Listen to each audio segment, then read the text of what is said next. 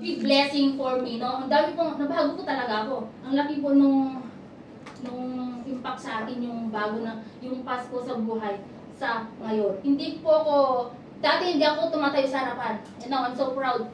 Kahit na hindi ko alam, I go to the front, no? Parang, you see? We need to fully trusting God is hard. Kasi, minsan kasi, pag may problema tayo, nauna yung worries natin anxiety, nagdi-depress tayo, nagda-doubt tayo, na parang feeling natin hindi natin kaya. But, no, do you think God is here beside us? Tingnan niyo sa katabi niyo, baka nandyan po siya. I know that God is beside me today. No? Minsan kasi, iniisip natin, nag-worry tayo na parang hindi natin kaya yung mga problema. No? Kaya minsan, ang dami na pong nagpapakamatay kasi hindi nga nila kayang problema. And huwag po tayong tularan yung mga ganung bagay. If you have a problem, no, just ask God for help.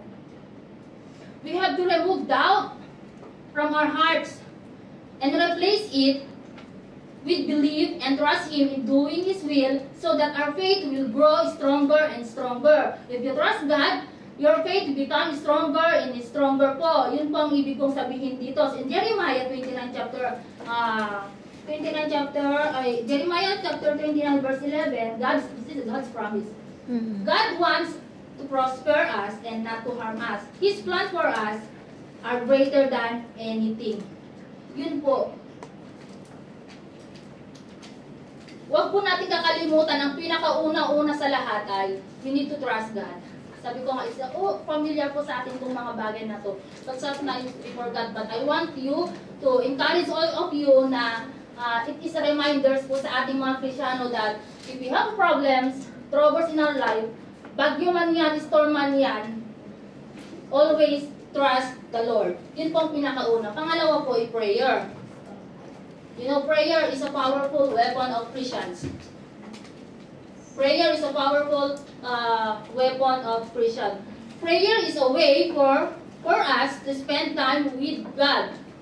Communication and fellowship with God, not just one-aided request back, a conversation involving praise, confession of our sin, thanksgiving, and asking for needs.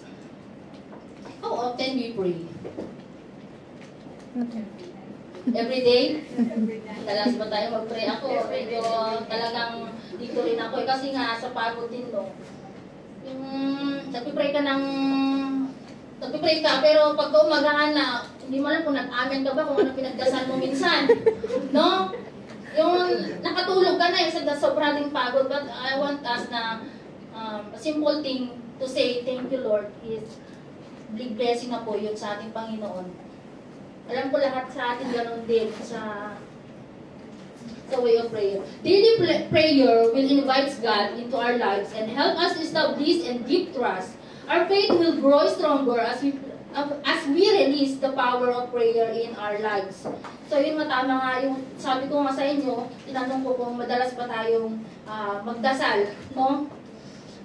Ito kasi, if you ask God, hindi naman yan ibibigay sa'yo ng madalian, no? Sabi nga niya, be patient because the big blessings will come. Minsan kasi meron yung nag-pray ka na dapat, ngayon meron na yung answer. Nag-ask ka ng Lord, bigyan mo ako ng boyfriend, no? Bigyan mo ako ng boyfriend. Tapos wala pa. Tapos sabi mo kay Lord, nag-complain ka, ang tagal-tagal naman, Lord. Yung lastig ko kayo hinihintay, ang bigla kang binigyan ng Panginoon, no? Yung binigyan niya siya, binugbog ka niya. Tapos another day, Lord, ano ba yung binigay mo sa akin? Ayaw ko ng ganun, gusto ko ng iba. Ngayon nag-ask ka naman, binigyan ka ulit. Yung gusto ka ng habulin-habulin at katayin. Diba? Sometimes, no, sa buhay natin, we ask God, but we need to be patient, no? Mag-wait tayo. Hindi kayong ura-urada, kasi pag ura-urada ka, tapos minsan nagpamagaling ka na, you pray, tapos wala pa yung answer, no? Kung ano-ano ginawa mong solve, yung ano mo, dami mo nang sinolve, pero wala pang nabago, no? Sometimes God fixing also the mistake na ginawa mo. Kaya minsan, tayong mga Kristyano, ito yung gawin natin. We need to be patient, to wait. What is God wants us in our lives. Kasi ibibigay naman yan, hindi naman niya ibibigay ng ano, pero ibibigay niya yan with the, yung way, yung Right time. in the right time, sabi nga. We must live in prayerful life, constantly reaching out to God. In 1 Thessalonians, sabi niya dito, chapter 5, verse 16 to 18, be joyful always, pray continually, give thanks in all circumstances, for this is God's will for you in Christ Jesus. Sabi ko nga, lahat ng mga problema natin, idulog natin sa Panginoon kasi the prayer is the powerful weapon, for asking God. Minsan kasi this is the way for you share your life to God. Minsan, pag nagpipray po tayo, isa ito yung pinaka how we build our relationship with God. To talk with God, sabi nga niya. Minsan kasi namimiss din tayo ng Panginoon. Lalo na po that kung si God ay binigyan ka ng you asking blessing, then God will bless you, bless you, bless you. Sometimes you forgot God to thankful. Kaya minsan namimiss tayo ng Panginoon. Bakit si Ana hindi na ako kinakausap sabi ng Lord sa'yo. Minsan, namimiss din tayo ng Panginoon na kausapin natin siya to share our life, yung mga problema natin. Kasi gustong-gusto po ng Panginoon na nalalaman niya kung ano yung nasa loob mo. Hindi niyo ba namimiss si Lord? Di ba ang ganda yung kinakausap mo si Lord, yung sinasabi mo, you cried out, umiiyak ka ng malakas, iniiyak mo yung problema mo. Yun yung gusto ni Lord kasi nag-voice out mo yung truth ng inside your heart. Ganun po yun. Gusto po niya yung kinakausap mo siya. Minsan kasi pag na tayo, nakakalimutan na natin yung mga bagay. Even the thankfulness, hindi na natin naharap. But this encourage lang kabsat that we Christians, we need to pray, to talk to God, so that our faith will become stronger and stronger. Pangatlo po, to live a Christian life is this, reading scriptures. Napakalaking impacto ito sa ating buhay. By reading scriptures, there is a many passages to support, like Philippians chapter 4 verse 19. Have faith that God will supply all your needs. Kasi pag nagbabasa po tayo ng the words of God in the Bible, this is true, kakabsat. If you apply this in your life, binibigay po, sinusupply po tayo ng Panginoon. Pag may problema tayo, challenges sa buhay natin, troubles man yan, sit down in one side, then magbasa ka ng Bible. Read your Bibles. We must know the Word of God. We must make time to sit and read the Bible. Sabi ko nga kanina. And napakaganda po yung pinalaro ni Ate Rose nung last. At talagang medyo yung utak ko noon ay naguluhan din. Kasi medyo nakalimutan ko na rin yung mga ibang even the age of Moses ay talagang hindi ko na po nalaman, Ganun po yon. Kasi ito po mga scriptures na words of God in the Bible ay napakaganda po ito pag ipamuhay po natin sa ating sarili. We must, sabi nga dito, His Word is very important to put in our minds and heart. Knowing God's Word, God's hand in hand with trusting and praying to God. Who among you have a life verse? Lahat tayo may life verse tayo. Sa akin meron. Napaka-easy lang naman po yung life verse ko. It's all about John 3:16. Ito pa yung sa akin. Parang yung John 3:16 is, andun na yung lahat, that God sacrificed the sins, sacrifice everything. So, yun po yung life verse, and all of you, meron po tayong ganung verse sa buhay natin. Mga life verse po natin. Hindi man isa, dalawa, tatlo, meron po.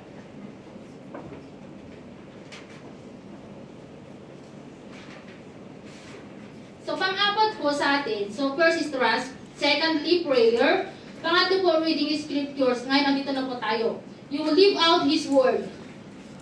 To apply His Word in our life. We've done all these things. Reading, studying the Bible, taking notes. Pwede rin po yun. Kasi minsan, if you're taking notes, no, pag nag-for good ka na at maalala mo yung mga notes mo nung andito ka pa, ay, ito yung message ni Ate Rose, no, ang ganda nito. Diba? Ito yung message ni Ate Marlene. Diba? Mga ganun po. Wait lang po. Now, it's time to start using our knowledge, applying the Word of God to our lives so that it will deepen or walk with Him and strengthen our faith together. And to live out God's Word is to move beyond simple knowing Scriptures to actively applying its teaching to our daily life. Ito po yung to help grow our faith and to apply God's Word through faith, it helps us to transform our life. Kasi po ito po ay isang bagay po na napakalaking impact sa atin na magpapabago po sa ating pananampalataya. If you are being doubt, God transform you in the faithful servant of Jesus Christ. But we need to follow Jesus Christ to be righteous and faithful and maging ano tayo, tawag dito, yung palubuin din natin yung sarili natin, no, sa mga salita ng ating Panginoon. In 1 John chapter 2 verse 5, sabi dito, "But if anyone obeys His word, God's love is truly made completely in Him. This is how we know we are in Him." Sa ating mga binasa sa Bible, scriptures or Bible study or all the things that we know in the Bible, the history, lahat po yun, may apply po natin sa buhay natin. Kasi once you have children, no, they asking you, who is Jesus? Kailangan po, meron po tayong may sagot. No? Kaya po natin, itong mga, the Bible is very important sa atin. Lahat po yan. The Bible is very important sa ating Krisyanong nananampalataya sa ating Panginoon. So, sa panglima po, we are the light of the world. Or sinabi ko doon, to live a Christian life, be the light. Bakit ko sinabing be the light or you are the light of the world? We are the light of the world. We are to be loving and caring towards each other.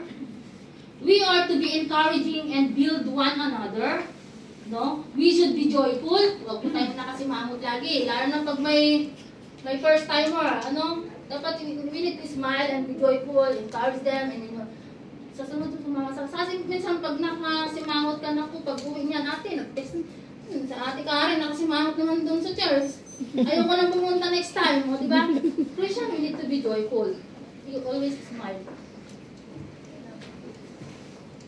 We should practice thankfulness, okay? We should be a model like Jesus. Sabi ko nga, be like Christ. We should spread the word of God.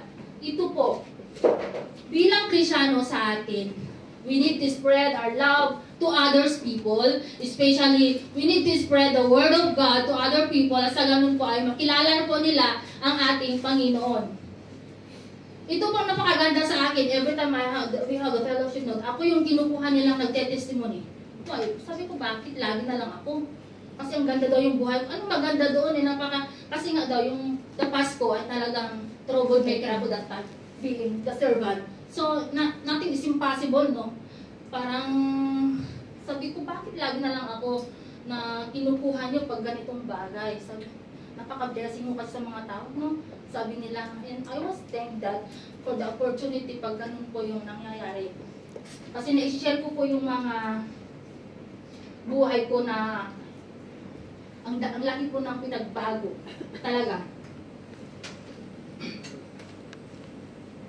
In the same way, in Matthew chapter 5 verse 16 sabi niya, in the same way, let your light shine before others that they may see your good deeds and glorifying your Father in heaven. Ito pong 5 na bagay. How can I strengthen my faith? When my father got a first surgery, tuloy-tuloy po yung 2 months. Sabay-sabay po yung operation ng tatay ko dahil sa diabetic niya. At napaka-posible po kasi, no, andito ako tapos andun sila. napakalaking problema kasi first time ko pa lang dito sa Hong Kong at wala po akong talagang pag-utangan ng mga pera.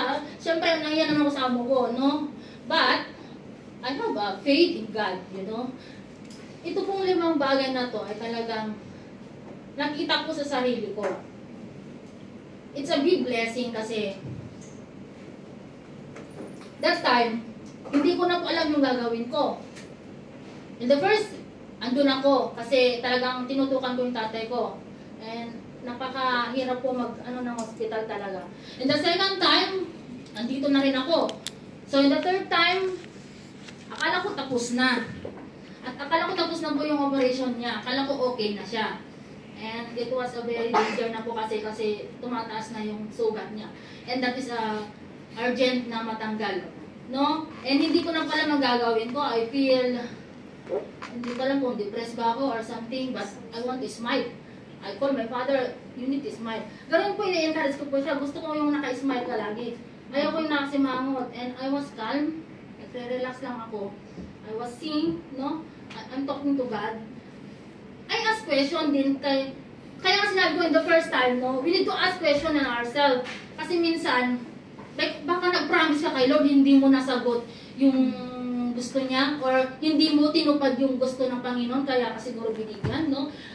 Kasi nga, in the first time ko dito, Lord, give me the work. Sana bigyan mo ako ng magsisimba po ako. 2 months na, wala pa. Hindi pa ako nakahanap ng church, no? Wala ko na naman, kaibigan na naman. Bumalik na naman. And that time, talagang I was worried, no, na sabi ko, bakit ganun? Bakit ganun nangyari? Akala ko okay na, akala ko wala na po yung and 3 nights, I was cry to God. Nag-cry talaga ako. Miyak ako. I prayed. Sabi ko, kung ano po yung kung kukunin mo na yung tatay ko or something, what happened? I commit. Kasi hindi ko naman kasalanan or wala naman pong kasalanan mo na. Pero napakahirap para sa akin kasi dito. Pero I trust God. Yes, I cried out. Sinabi ko lahat. Pero I was in the calm way. Sabi nila, decision mo na lang yung hinihintay. And I cannot decide. 3 days. Hindi ko ako makapag-decide. And na-confine na po yung tatay ko. They admit already. And then, after nun, ginawa na nila yung operation. And busy pa ako that time kasi palipat kami ng bahay, no? Nagtag na lang yung kapatid ko at sabi niya ay nasa na siya sa operating room na. And nagre-relax lang po ako, nagpe-pray lang po ako that time. I know God, everything, if you believe God, trust in prayer, no? You read the scriptures, you apply in your life. Then ito po, sinasabi ko po na sa inyo, this is the big miracles na ginawa ng Panginoon sa buhay. No? The thing is, the God give the blessing is that the operation was successfully. Now my father is recovering. She was taking the therapy. No? And the billing in the hospital, wala po akong nabayaran talaga. As in, kahit piso. That is the blessing for me. Why? Yung professional people ng doctor, the surgeon and the anesthesiology, lilibre po yun. Ang laki po ng bayad nung sa billing ng hospital. And now, praise God kasi wala akong binayaran kahit piso. You see the blessing? Nakita niyo yung blessing? Kaya sabi ko naman kay Lord, give me the church and I will serve you. Now, mongkok, binigyan mo talaga yung mongkok sa akin. I don't know, Auntie Josa, you know? Hindi ko po kilala si Auntie Josa. Hindi ko po siya kilalang-kilala. I know his sister. My sister, he knows all of me. Like my face kasi parehas kami ng mukha. Then, I saw Auntie Ami. Nakita ko yung mukha niya pero hindi ko po siya kilala. Kasi nakilala ko na talaga siya. Nakikita ko yung mga anak niya. And nakita ko nga sa Auntie Ami. You know, God, blessing, He poured out to you, no?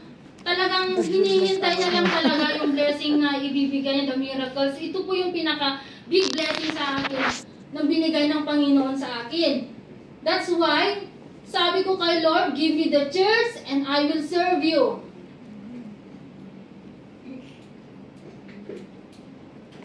Ito po yung big blessing ng Panginoon sa atin. If you believe in God, We Christian, we need to be light in others people.